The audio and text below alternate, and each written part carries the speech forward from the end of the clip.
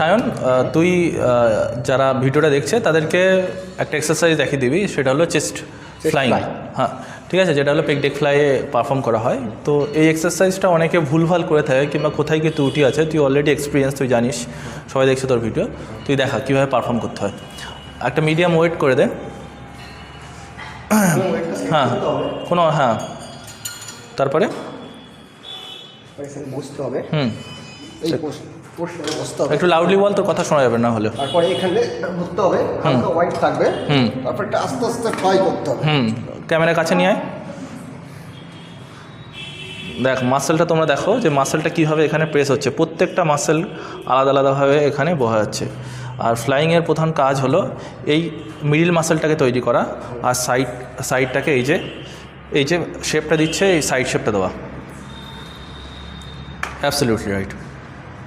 একটা জিনিস সবাই লক্ষ্য করো, ও কীভাবে পারফর্মটা করছে। ও যখন এই পর্যন্ত নিয়ে যাচ্ছে, অনেকে কী করে এই পর্যন্ত নিয়ে যায়, তাই তো? হ্যাঁ, পুরো পিছনে নিয়ে যায়। পুরো পিছনে নিয়ে গেলে আমার শোল্ডারে চোট লাগবে।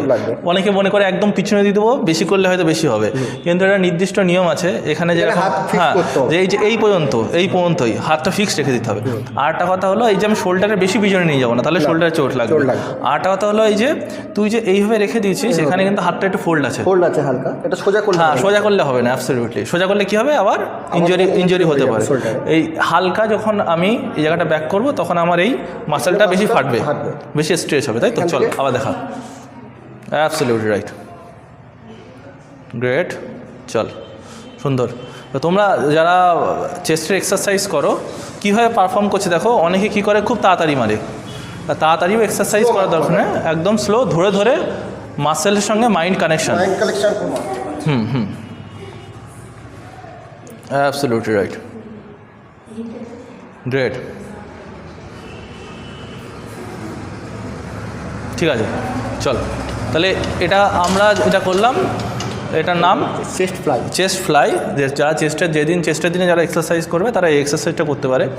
এবার তুই এটাতে বল যে এই মেশিনটাতে ইগো লিফটিং করা উচিত না? ইগো লিফটিং একদম করা উচিত নয়, কারণ এটা চেস্ট একটা ছোটো মাসেল, এখানে যতটা সম্ভব কম ওয়েটে বেশি র্যাপ মারার চেষ্টা করতে হবে। চেস্ট মিডিয়াম মাসেল, ছোটো মাসেল নয়। ছোটো মাসেল বাইসেপ আর ট্রাইসেপ বলে। এখানে তিনটে মাসেল আছে, যেটা মারলাম এটা মিডিল টার্গেট করে, আর একটু সরে এসে মারলে সেটা লোয়ার টার্গেট করে। Absolutely right. এইবার আপনি কোনটা মাসেল মারছেন সেটা আপনাকে দেখতে হবে প্রথমে।